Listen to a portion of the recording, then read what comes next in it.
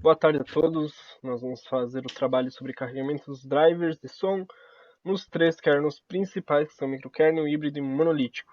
Os integrantes desse grupo são Kelvin Fantini, que está ao meu lado fazendo essa apresentação, eu, Eduardo Meneghetti, Gian Bianchetto e Ricardo Bariocco na matéria de sistemas operacionais com Marcos Lucas. Agora o Kelvin vai dar continuidade e a introdução aos três kernels. Então, para introduzir um pouquinho o tema aqui do nosso trabalho, que a gente pressupôs aqui para a inicialização do trabalho, é que as diferenças existentes entre os kernels são que proporcionam alguns pontos positivos e negativos na hora do que se trata dos sistemas operacionais, né? Então, cada kernel vai ter uma peculiaridade, e a partir dessa peculiaridade vão haver pontos positivos e negativos nesse tipo de kernel. Ora vai ser ponto positivo o desempenho, negativo vai ser, de repente, a falta de desempenho, né? Algo que demora um pouco mais para ocorrer, de repente falta de segurança também, né?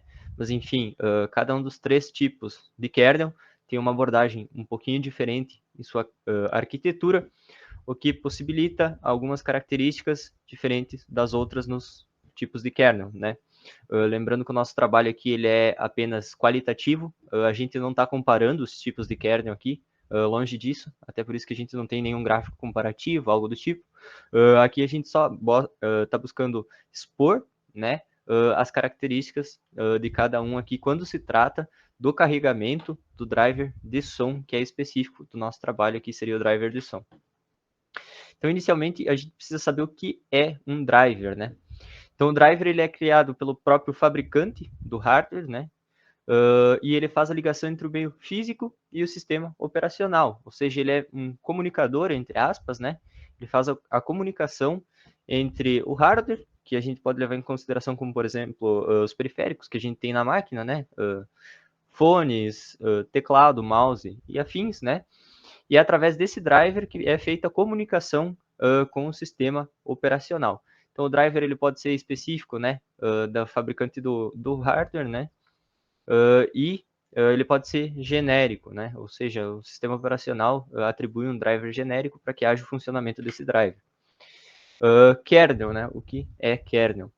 Então, ele vai ser o núcleo do sistema operacional e ele fica interagindo com o hardware e com o software diretamente, né, que seria a aplicação, o sistema operacional, basicamente. Então, ele fica ali na metade, né, no meio termo aqui, onde ele interage então, com as duas camadas, né, a de baixo, que seria, enfim, hardware, né, e software. Então, aqui entramos no conceito mais específico do microkernel, né. Esse aqui é um kernel que a sua característica geral é que ele trabalha por módulos, né? Então, ele é um kernel modularizado, onde quando há necessidade, né, da execução daquele driver, ele é chamado para a camada de aplicação, né? Ou seja, eles ficam armazenados, né? Mas eles não são inicializados junto com o sistema, eles trabalham sob demanda, né? Isso já propicia um desempenho maior na inicialização. O kernel híbrido. Então, o kernel híbrido ele vai combinar a arquitetura monolítica e a de microkernel, certo? Então, ele pega e ele combina a velocidade e o design mais simples, né, do kernel monolítico e combina a modularidade, né, conforme eu citei antes, da questão do microkernel, né? Dessa forma, ele pegou os pontos positivos das outras arquiteturas e reuniu em uma arquitetura só, que seria o kernel híbrido, né? E aqui a gente passa para o monolítico. Esse aqui é uma arquitetura que carrega automaticamente, sempre que inicializado, todos os drivers, né? Então ele acaba pesando um pouquinho mais, né? Então ele já traz tudo na hora da inicialização, ele já carrega todos os módulos, né? Então, por exemplo, há uma modificação na questão dos drivers, o arquivo precisa ser compilado novamente, né? Me fugiu a palavra aqui. Então, agora a parte prática, que o Eduardo vai demonstrar para a gente ali, em cada sistema operacional com cada tipo de kernel. Então, o Eduardo pode dar sequência na apresentação agora. Então vamos lá, pessoal. Agora eu vou partir para o Windows, em primeiro lugar. O Windows tem essa interface gráfica, ele é o que possui o kernel híbrido, o qual seu nome no Windows, o kernel do híbrido do Windows, se chama Windows NT 10. Então vamos vir aqui, pelo próprio iniciário, vindo em gerenciador de dispositivos, a gente já tem acesso a todos os dispositivos, a camada de hardware, né, que está aqui. Podemos ver que aqui temos entradas e saídas de áudio e aqui os controladores de som. Como podem ver, tem outros dispositivos porque a cada momento que é plugado um novo dispositivo, o drive fica guardado aqui para quando for usado. Vamos pegar Real Take Audio aqui. Aqui já estamos acessando o dispositivo, no caso o driver dele. O geral aqui mostra um pouco sobre ele, se ele está funcionando, qual é o estado dele. O driver, daí tu pode dar um detalhamento maior dele, atualizar o driver, reverter esse driver para uma versão anterior, desabilitar esse hardware e até mesmo desinstalar este hardware de uma maneira bem simples e bem rápida, só vindo por aqui e tendo a propriedade de administrador, né, para fazer essas alterações. Temos os detalhes desse hardware e um log de eventos do que foi feito neste hardware nesses últimos tempos. Partindo agora para o próximo, vamos para o Debian Herd, o qual ele é o sistema microkernel, né? Vamos vir aqui e vamos dar um aqui. Já estamos aqui como root. Se a gente vir aqui em cd/dev, onde estão os dispositivos, os arquivos dos dispositivos próprios assim. Aqui temos todos os dispositivos de driver que já estão nele. Como a gente pode saber, ele funciona por demanda. Ele teria uma interface gráfica, mas eu não consegui instalar, pois o Debian Herd é um projeto que está em construção. Ele não é um sistema operacional oficial, o que dificulta muito. O nome deste kernel é GNU-Mate e a gente pode vir aqui dar um ls-pci para vermos o nome dos drivers que estão ali. Se a gente pode ver ali, temos um Multimedia Audio Controller, que é da Intel Corporation 82801AA, que seria o responsável pelo áudio, o controlador de áudio dele. Teremos o ls-mod, mas aqui não funciona, como disse, ele é um outro kernel, ele é um kernel chamado de Mate, um kernel Herd, ele é diferente. Mas seria isso que deu para conseguir nesse sistema operacional.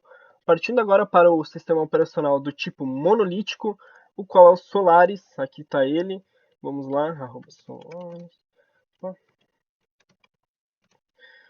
Acessando aqui a interface do Solaris, a gente tem uma interface gráfica já, monolítica, e o nome desse kernel dele é SunOS e está na versão 5.11. Aqui em configurações, a gente pode ter uma noção gráfica. Só um minuto. Aqui.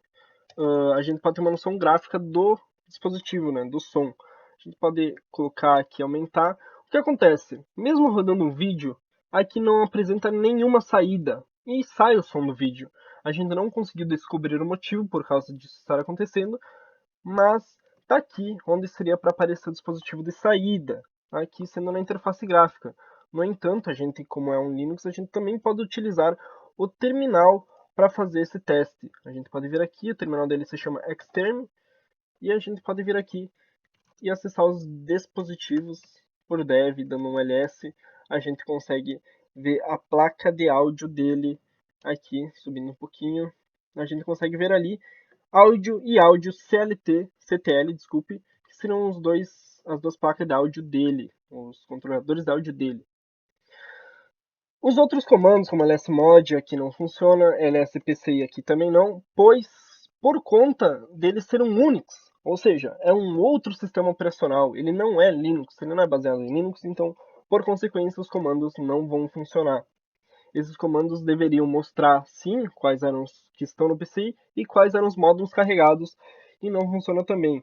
Temos outros como o devinfo-i áudio CLT, para ver o áudio, qual também demonstra ali, ó, devinfo áudio CTL, unable to read disk geometry, que nós não sabemos o que quer dizer isso, diz que está habilitado para reler o disco, mas nós não sabemos certo o que aconteceu aqui. Porém, essa seria a parte prática nos 3 sistemas operacionais, o qual cada um possui o seu próprio módulo, né? O seu próprio kernel. Agora vamos passar para o Kelvin, que vai dar continuidade aqui e fazer as conclusões finais do nosso trabalho. Então, conforme o Eduardo citou ali na apresentação de cada tipo de sistema operacional, lembrando que cada um desses sistemas operacionais tem um kernel específico, a gente consegue observar que cada um tem uma característica, né? Isso vai afetar diretamente no seu desempenho e na sua funcionalidade, assim como na segurança, né? Então, cada um tem uma tratativa diferente ali, né? O híbrido que combina mais os pontos positivos dos dois outros kernels, né? Abordados no trabalho. E por isso até que ele é o mais utilizado, né? Se a gente for levar em consideração hoje o sistema operacional mais utilizado, que seria o Windows, né? Então, o tipo de kernel híbrido está presente no Windows NT, que é o tipo de kernel do Windows.